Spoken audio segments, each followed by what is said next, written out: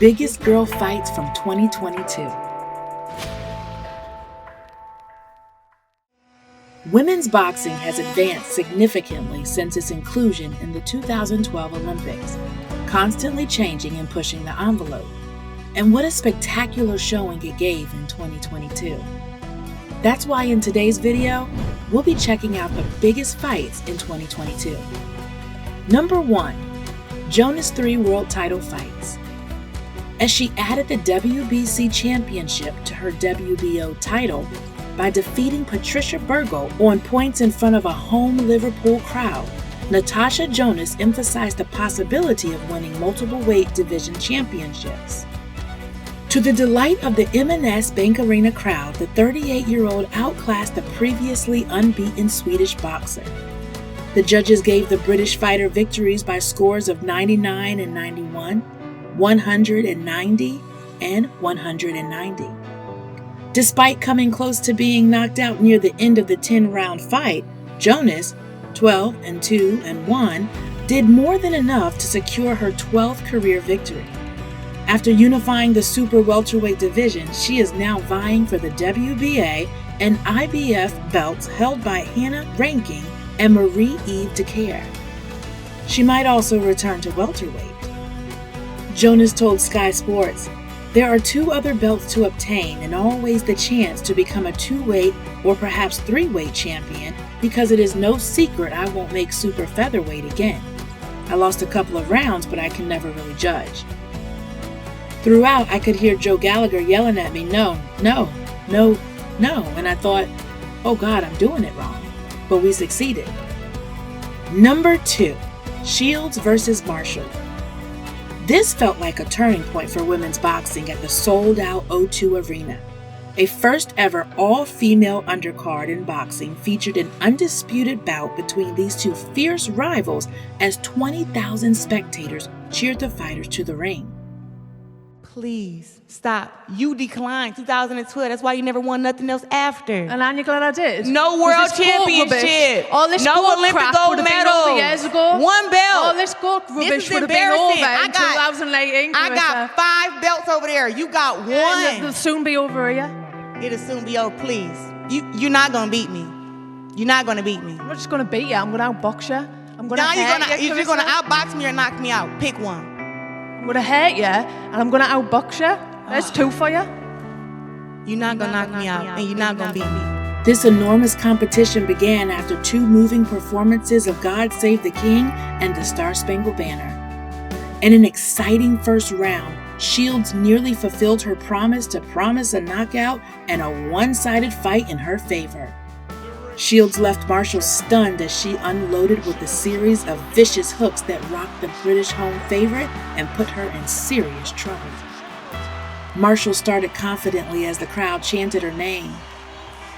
In an impressive first round, Marshall responded with a barrage of body blows, but in the second round, she returned stronger, landing a big right hand and a few stinging jabs to maintain distance from her opponent. After that crazy start, Marshall appeared more composed. In the third round, she pinned Shields to the corner and unleashed a barrage of powerful hooks, while the 2 fighters continued to attack each other without pausing. Shields appeared more animated in the fourth, displaying her quickness to evade a few Marshall hooks and retaliating with the powerful combination. A dominant round ended with a brilliant left hook that caught a worn-out Marshall cleanly. Although the 5th round saw a slight slowdown in the fight's pace, both Marshall and Shields maintained their intensity by landing a series of body blows before Shields caught Marshall with a devastating left hand. Marshall hurt Shields in the 6th after being struck flush in the corner by a powerful left as the American's weariness started to emerge. Shields returned fire with 2 straight rights, turning this into a straight shootout.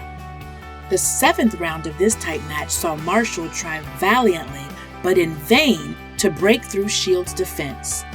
The O2 was shocked to see the pair still had the energy to keep at each other by round 8 after the American pulled off a fantastic combination near the end of the round. Shields appeared to have the advantage on the scorecards when Marshall fought back in the 9th round, swinging wildly at the American who was leaning on the ropes.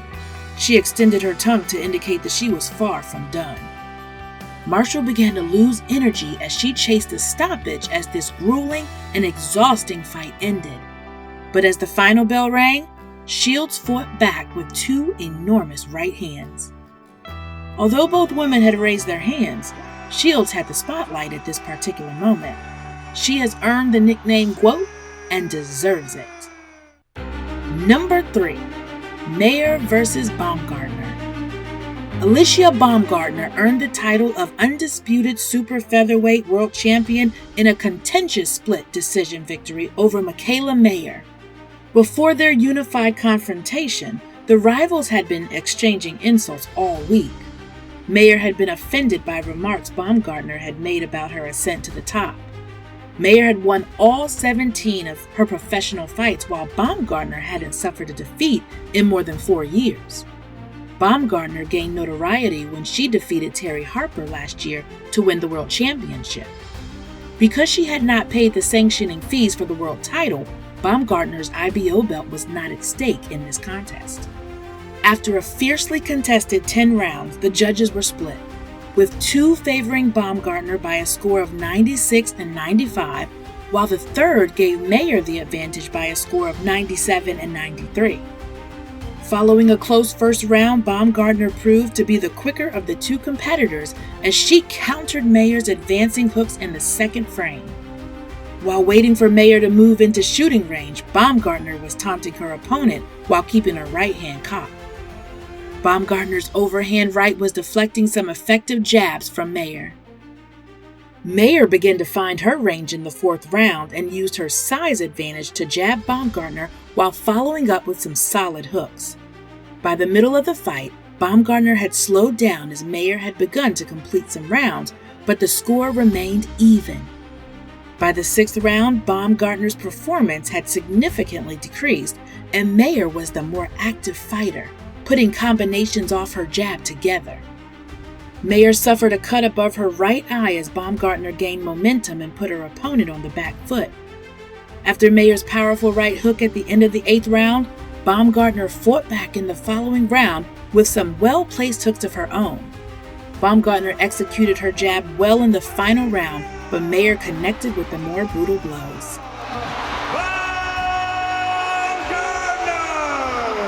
Tears of joy for Alicia Baumgartner by the narrowest of victories on the cards. Number 4. Cameron vs. McCaskill. On the undercard of the Dimitri Bivol-Gilberto Ramirez fight on Saturday in Abu Dhabi, Chantelle Cameron put on the boxing performance of her career against Jessica McCaskill and won a tough 10-round unanimous decision. With a masterful fusion of boxing from a distance and accurate shooting up close, Cameron, 17-0, 8 KOs, successfully defended her undisputed junior welterweight title. Cameron won by scores of 97 and 93 and 96 and 94 twice. The Englishwoman, aged 31, from Northampton, had better defense, cleaner technique, and quicker hands. She could offset much of McCaskill's awkward aggression during the opening rounds by controlling the distance with stiff jabs and lateral movement and beating the harder hitter to the punch when in close. However, the 38-year-old Chicagoan remained a threat throughout the frantic fight due to her elite experience and punching power. During the first half of the fight, McCaskill, 12-3, 5 KOs, came off balance and looked a little confused.